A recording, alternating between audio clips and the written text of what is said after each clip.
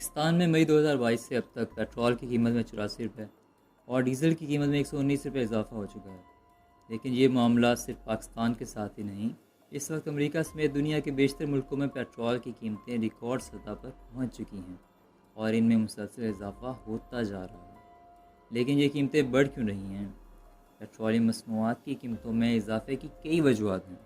پہلی وجہ تو یہ کہ کرونا وائرس کی عالمی وبا کا زور ٹوٹنے کے بعد دنیا بھر کی صنعتیں اور معیشتیں تیزی سے مکمل بحالی کی طرف بڑھ رہی ہیں۔ اسی وجہ سے دنیا بھر میں تیل کی طلب میں اضافہ ہو رہا ہے۔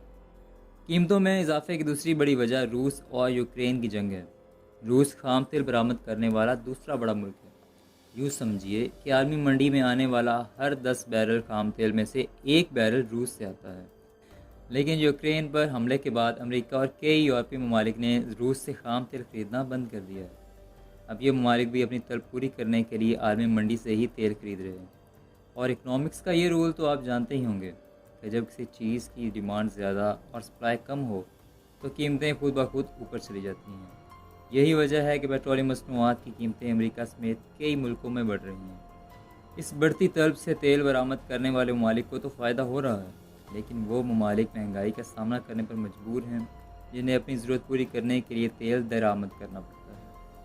امریکہ کی ہی مثال لے لیں۔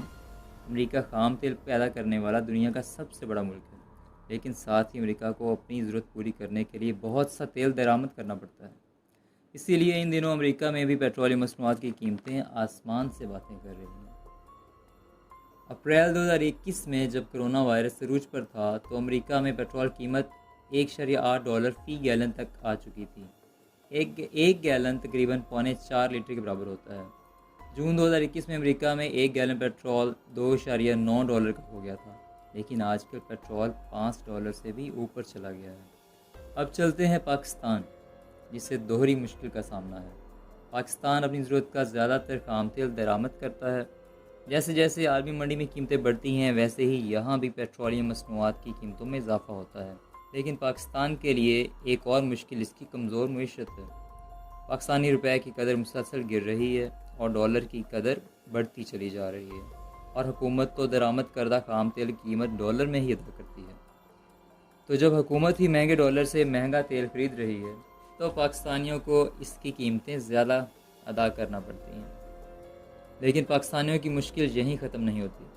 باہر سے آنے والا خام تیل ریفائن ہوتا ہے، پھر اسے آئل مارکیٹنگ کمپنیاں ملک کے مختلف حصوں تک پہنچاتی ہیں، جہاں سے پیٹرول پمپوں کے ذریعے ہم تک پہنچتا ہے۔